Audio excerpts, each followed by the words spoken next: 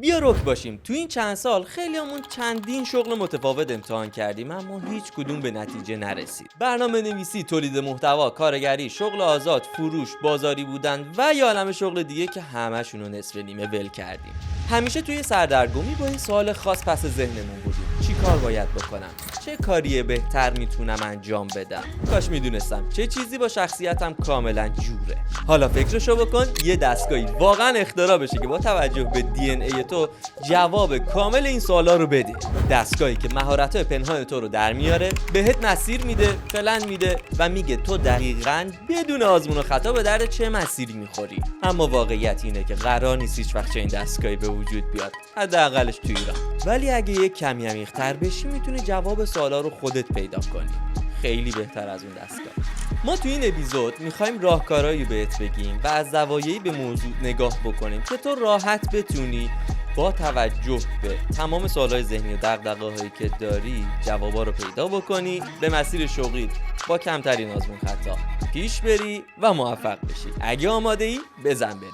ببینید، اون چیزی که مهمه، شما باید یک ذهنیتی داشته باشید که کاملا مثل یک خمیر قابل انعطاف باشه و شکل پذیر باشه. اگر زیادی خشک رفتار بکنید در برابر هر مشکلی، هر ضربه‌ای، هر چالشی احتمالاً میشکنید و اگر زیادی بخواید مایع باشید مثل آب، بنابر هر شرایطی از این شاخه به اون شاخه، از این کار به اون کار تغییر شکل پیدا میکنید و ماهیت اصلی خودتون رو گم میکنید. مهم داشتن یک شخصیت ضد شکنندگی، یعنی شما بتونید در عین حال اینکه پذیرای تمام ضربات هستید و تمام چالش ها رو به جانتون میخرید، ازش رد بشید و آنچنان توی ماهیت شما تغییری ایجاد نکنه. و اینو در نظر داشته باشید، مهارت سازی یکی از پروسه های خیلی مهمیه که به شخصیت کامل شما یک کمک بسیار بسیار بنیادین میکنه. وقتی که وارد یک مهارتی میشید، در مواجهه با اون مهارت قرار میگیرید، دو راه وجود داره که از بچگی به ما گفتم و یا اینکه میگن فلانی همه کاری ازش برمیاد. این جمله رو شاید از واسه خیلی‌ها شنیدین توی جامعه اطرافیان و این همه کار ازش برمیاد یه ضرب المثل قدیمی دیگه میگه همه کاری بیکار است. خب یا اینکه میگه فلانی کلا هیچ کار بهش نداشته باشه، این فقط یه کار بلده، همون مثلا فلان کاره. و در واقع جفت اینها یه سری باگ دارن که با توجه به یک پارامتر کوچیک و نوینی همه این مسائل حل میشه به نام مهارت آموزی به شکل تی. شما وقتی کلمه تی رو در نظر داشته باشید، یک کلاهی داره و یک دسته‌ای که به اون کلاه وصل و میاد پایین. این کلاه همون مهارت آموزی به میزانیه که بتونی حداقل یک کار بلدی، 4 تا کار قبل 4 تا کار بعدش هم بتونی و بدونی که چه اتفاقی میفته، آگاه باشی، بیدار باشی نسبت به وقایع دور و اطراف بیزینس خودت و یک مهارت یا یک دسته مهارت، یک سیستم مهارت رو بتونی عمیق بشی و تو اون دسته تی بری پایین و جوری بشی که بشی مبدأ، محور، غور بکنی، بتونی صاحب نظر باشی و تاثیرگذار. شما توی این پروسه نیاز دارید به هر دو بخش توجه کنید و آپدیت بشید. یعنی هم تو بحث مهارت‌های پیش و پس از کسب و کار خودتون و اون چیزی که قرار اتفاق بیفته و هم کسب و کار خودتون با توجه به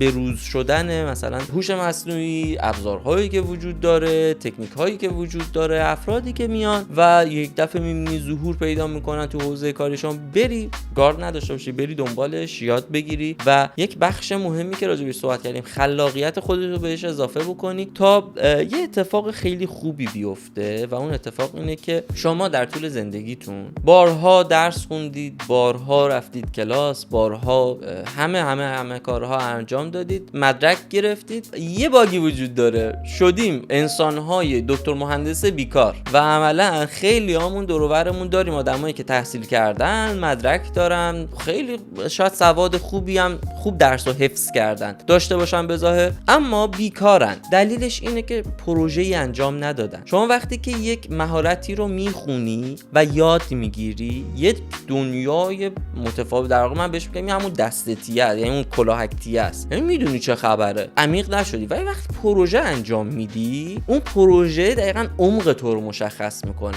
اون پروژه پورتفولیویی میشه که تو میتونی باهاش رزومه بخوای انتقال بدی. اون پروژه میتونه یک راهی باشه که تو یک مسیر جدید اصلا پیش بگیری. تو بیا به من بگو بریم مثلا دارم میگم 100 ساعت آموزش ببینیم، من میگم اوکی برای چی ببینیم، چرا ببینیم، به دردمون میخوره نمیخوره، مدرکش چیه، بین المللیه نیست، چه مدرکشو بعدش باید چی کار بکنیم، میتونیم جا ارائه بدیم. ولی به من بگو بریم این پروژه رو انجام بدیم، میگم بریم. میگم اصلا برای خودت انجام بده، میگم اوکی بزن بریم، چه ایده خوبی. میگم اصلا واسه یه نونیم یک رایگان یه کاری رو بزن، میگم واسه اوایل خیلی فوق العاده است، یه پروژه، یه نمونه، یه پورتفولیو میتونیم بریم. این اتفاق زمانی میفته شما عملگرایی توی خونتون بره، یعنی مدرک رو دارید ببوسید بذارید کنار و به این فکر بکنید که من وقتی میخوام الان یک پروژه رو به صورت عملی انجام بدم باید از کجا شروع بکنم، باید چطور انجامش بدم، خلاقیت کجای این پروسه جای میگیره. این تو عمل مشخص میشه، این تو مسیر مشخص میشه. نه این چه حرفا چی، اینا همه کشک ثابت شده است. شما باید توجه داشته باشید یک پروژه عملی که انجام بدید میتونید ادعا بکنید. من یادمه زمانی که رها استودیو خب قوی نبود،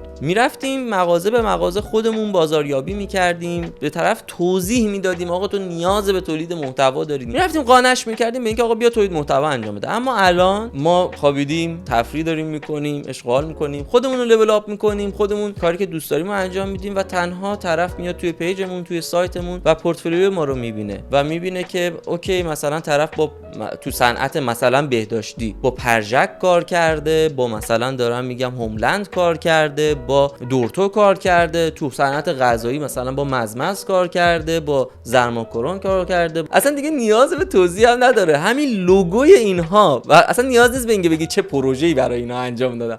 لوگوش وقتی تو پورتفولیوت میاد و یک پروژه اونو میاد این برای این کار انجام داده، این یه اسکیله.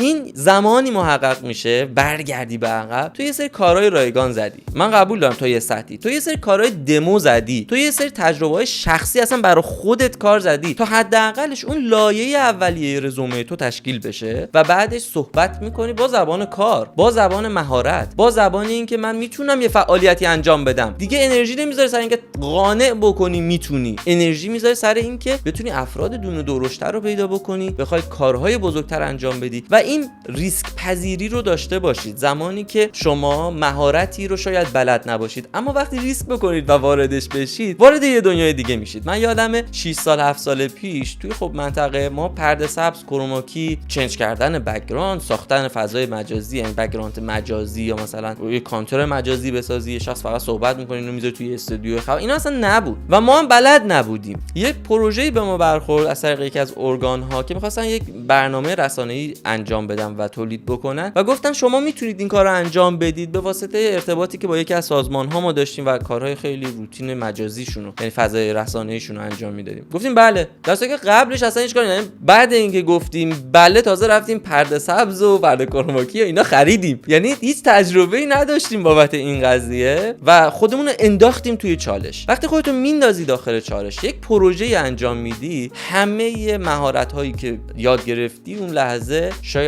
بگم ببوس بذار کنار، این یه پارت صفریه که تو میری جلو یاد میگیری و دوباره تجربه میکنی، یاد میگیری. خلاقیت اینجا خودشو نشون میده. وقتی که من پرده سبز رو نیاز داشتم برای مثلا بک‌گراند، بله خوندیم دی پرده سبز میندازی، مثلا فلان افکت رو میندازی حذف میشه، بعد مثلا با وی اف ایکس مثلا میسازی یا مثلا با پی ان جی میسازی، هر چی طراحی میکنی میندازی بک فلان. ولی وقتی که من میخواستم یک مثلا سوژه متحرک بشه، وقتی دوربین چنج میشه به دوربین یک، اون سوژه متحرک بشه، یعنی عمق پیدا کنه، انگار واقعا فضای واقعیه، یعنی پرسپکتیوی پیدا بکنه فضا. اون وقت فهمیدم که اوکی من اینجا مثلا یه چسب لنت مشکی زبدر بزنم روی مثلا این بخش پرده سبز، میتونم تشخیص بدم این پرسپکتیو چی. این چسب لنت 4 سان در 4 سان چسب لنت زبدره خلاقیت ما بود و مثلا میگفتن اگه میخوای پرده سبز طبیعی در بیاد برو پیش فلانی و این شد یه یو اس بی خوب تا مدت ها، یه چسب لنت.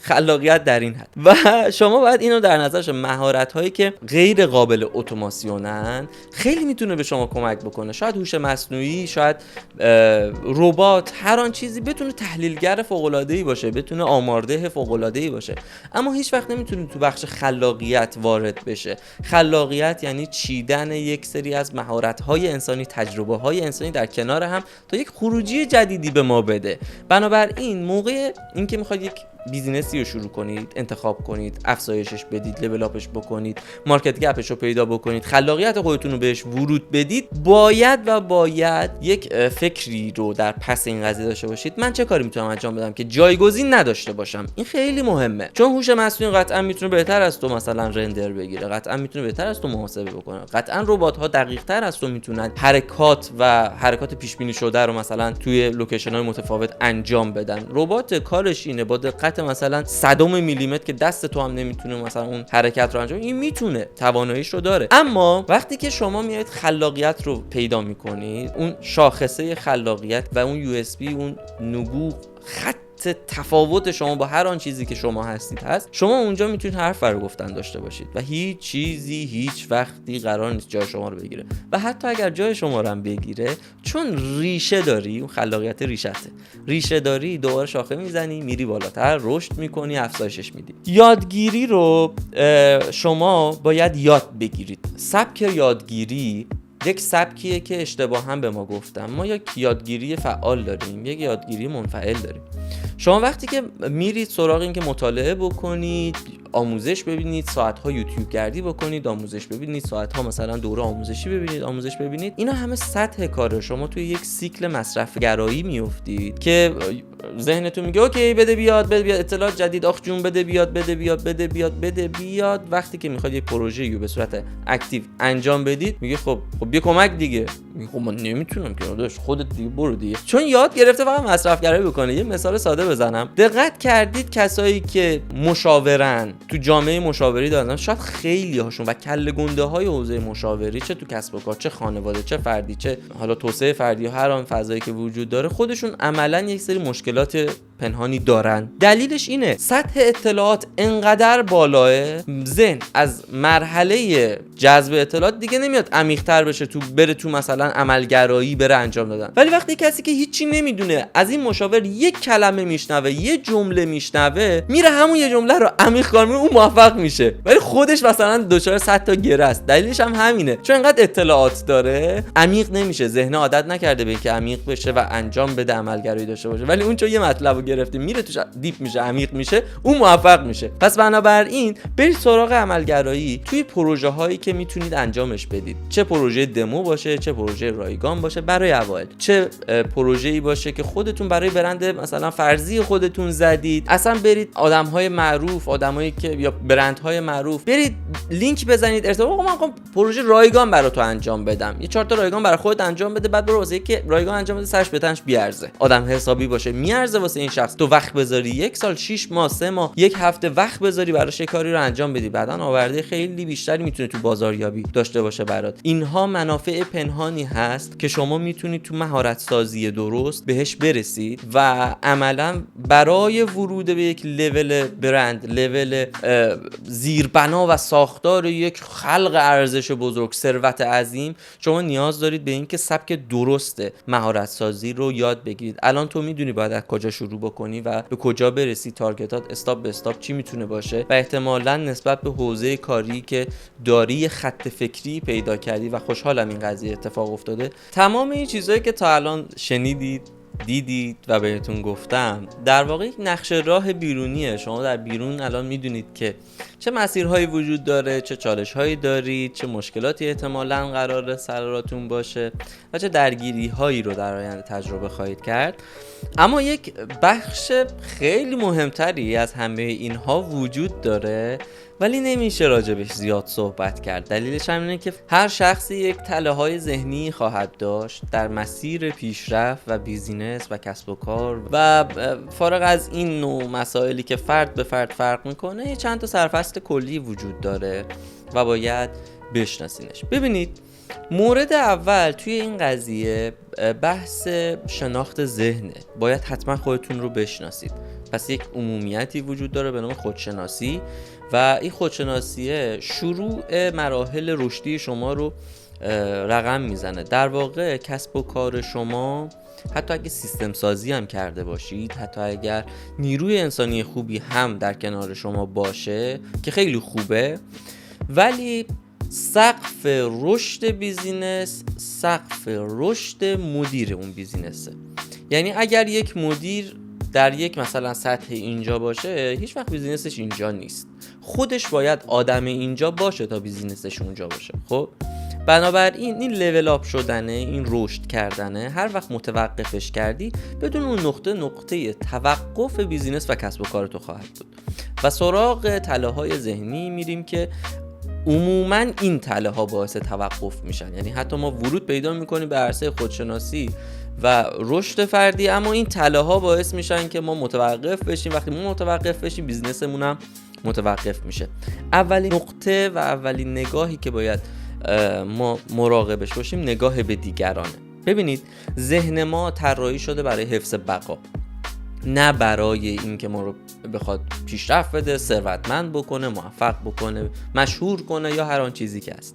بنابراین اولین وظیفه خودش وظیفه تاریخیه که داره، یعنی همون برنامه‌نویسی که واسه مثلا اوایل بشریت شده، یعنی بقای تو رو حفظ بکنه، همونو ما الان در اختیار داریم و سیستم صفریه که به ما دادن و میتونیم ازش استفاده بکنیم.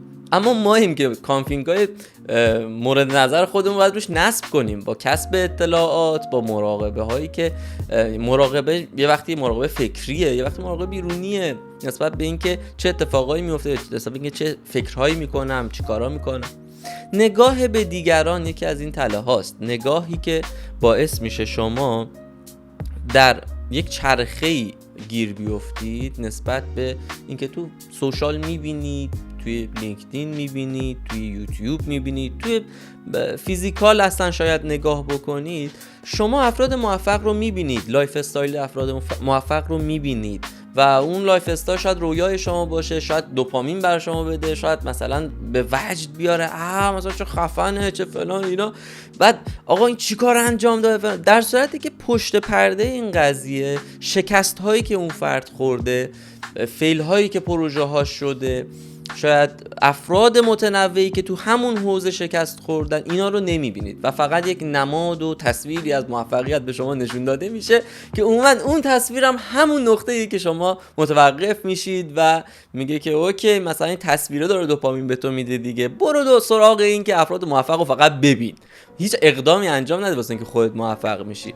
پس بنابراین شما برید دیپ بشید توی هر بیزینسی، میبینید مثلا استیو جابز یه عالمه پروژه، صدها پروژه داشته که همشون فیل شده، الان مثلا آیفونش هست و مکبوکش هست و نمیدونم مثلا فلان، ولی یه عالمه پروژه داشته فیل شده. هر شخص موفقی می‌بینی یه عالمه کسب و کار انجام داده، تو کسب و کارش یه عالمه کاری انجام داده، شکست خورده، پذیرای شکست باشه. اینکه شخصیت نرم داشته باشیم یعنی همین، یعنی به دیگران نگاه بکن، ببین اینا چیکار کردن، اما نه اینکه بخوای عین دیگران بشی. وقتی عین دیگران بشی میخوای عین موفقیتش بشی، بس حاضر نیستی سختیایی که اون تحمل کرده رو تحمل کنی، تغییر پیدا میکنه.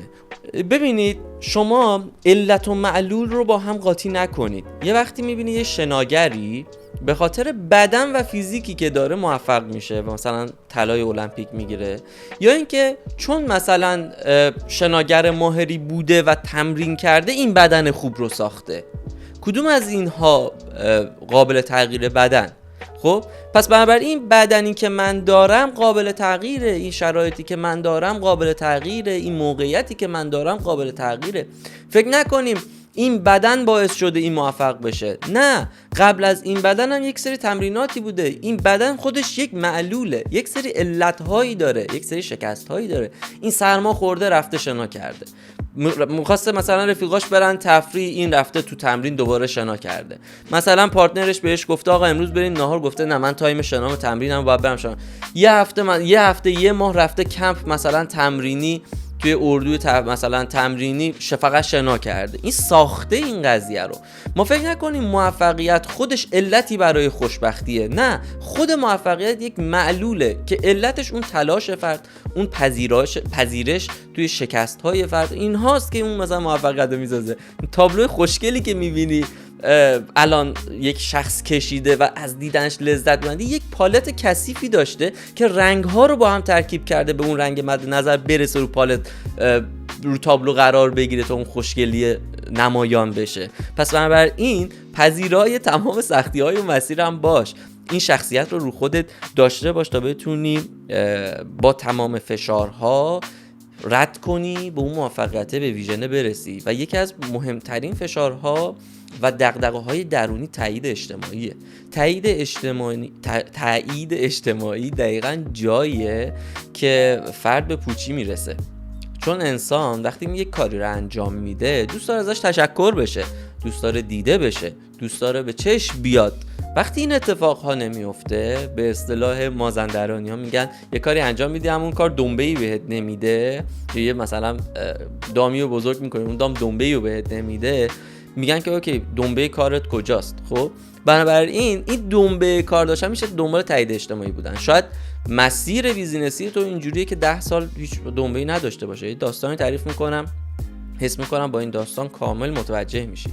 وقتی که استیو جابز شروع کرد به ساخت برند اپل و کار کرد روی این قضیه، اولش 4 تا رفیق بودن که اومدن با هم دیگه شروع. 1 سال گذشت و اون 3 تا دیگه به جابز گفتن که جابز ما قراره مثلا چه اتفاقی بیفته، هیچ درآمدی الان نداریم، کی قراره به ما سود بده؟ جابز گفت اصلا قرار نیستیم به ما سود بده، ما باید کار بکنیم، جاهای دیگه در بیاریم، مثلا تو این بریزیم تا این شاید به ما سودی بده، شاید بگیره دستم. اینا گفتن که نه بابا ولش، اصلا ما اینجوری نمیتونیم ادامه بدیم. رفتن جابز تنها برند اپل رو آورد بالا. بعد از 3 سال میگفت 2 تا از این رفقای من برگشتن و با حقوق $5000 در کنار من شروع کردن به عنوان کارمند کار کردن. باز غرورش رو کنار گذاشتم، برگشتم. اون یکی که کلا برنگشت فیل شدم اونجا. بعد جابز برگشت گفت من اون به این 2 تا یه حرفی زدم، گفتم که فلانی و فلانی شما رفقای من بودید، ما با هم شروع کردیم اما رفتید. اگر میموندین و تحمل میکردین الان به جای ماهیانه $5000 ماهیانه $500,000 درآمد میداشتید.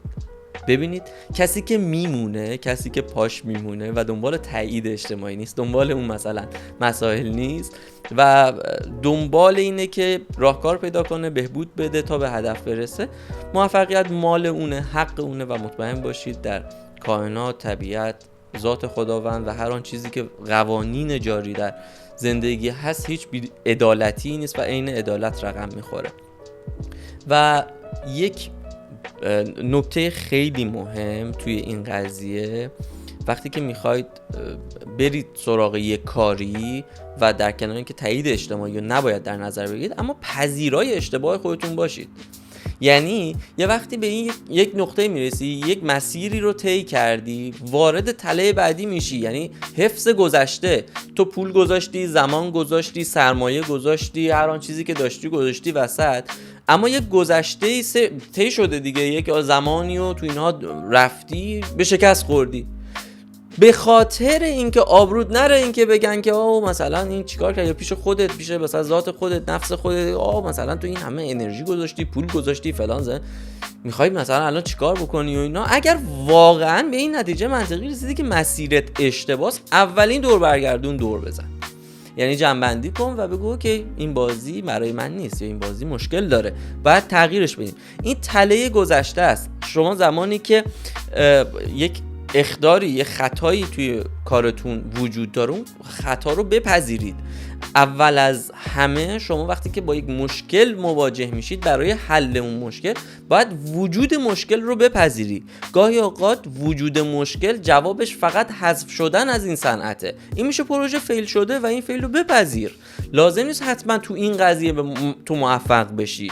خب این فیل شده، یک مسیر دیگه احتمالاً برات وجود داره و برو دنبال این که دوباره هدفت رو تغییر نده. مسیرت رو برای رسیدن به هدف باید تغییر بدی و میتونی تغییر بدی و فکر نکن زمان، هزینه و اینها میتونه یه چیز پرت باشه. نه، اتفاقا تو اینجوری نگاه بکن، یه مسیری رو رفتی، فهمیدی این خطاه، خب دیگه نمیری، برمیگردی یه مسیر جدید رو میری. هر کی هم خواست اون مسیر رو بره تا به هدف مثل تو برسه، میگه داداش نرو، من رفتم، هیچ تهش نبوده. اتفاقا این یه تجربه است، تو باید اون مسیر رو میرفتی تا متوجه شی یک مسیر دیگری وجود داره. اون رو یه سرمایه ببین، نرو دیگه ادامه نده. یه مورد دیگه که باید مراقبش باشید، همیشه دنبال تایید خودتون از جانب خودتون نباشید. پذیرش اشتباه اولین و مهمترین نقطه ایه که شما باید در مواجهه با اشتباه به یادتون بیاد، جلوی ذهنتون بیاد. من بله داره اشتباه کردم، حالا بریم حلش بکنیم. این که همش بخوای توجیه بکنی اشتباهت رو، بندازی گردن دیگران و اینها، این ممنوع کن برای خودت. یعنی یه خط قرمزی باشه. یه مثال میزنم، دوست دارم این مثال همیشه یادت باشه. وقتی ما دیگران رو، یک شرایط رو، یک بخشی رو مقصر میگیریم، یعنی داریم انگشت اشارهمون رو میبریم به اون سمت. خب وقتی انگشت اشارت به سمت یکیه، 3 تا انگشت دیگه به سمت خودته. تو حالا اومدی این 3 تا انگشت رو ول کردی، خب چسبیدی به یه انگشتی که رو به یکی دیگه است. خب ببین خودت رو، ببین ایرادات خودت رو، بپذیر ایرادات رو و حلشون بکن. یه نکته مهم اینه که آینده رو همون جوری که هست نگاه کنیم و اونجوری که اتفاق میفته بپذیریم. اگر 100% خواسته ما در آینده انجام نشد، ناامید نشیم نسبت به اینکه اوکی تموم شده، اون چیزی می‌خواستیم اصلا پیش نیامد، اون چیز فکر می‌کردیم نیست، گفتن دور برگردون، دور بزن و دور بزنیم. نه، شما تلاش کن، برو جلو. آیا واقعا همه راه‌هاشو امتحان کردی؟ آیا واقعا مثلا فکر می‌کردی که میتونی برسی، تمام تلاش خودت رو انجام بدی؟ ببین تو یه تارگتی داری، یه تلاشی داری برای رسیدن به اون تارگته.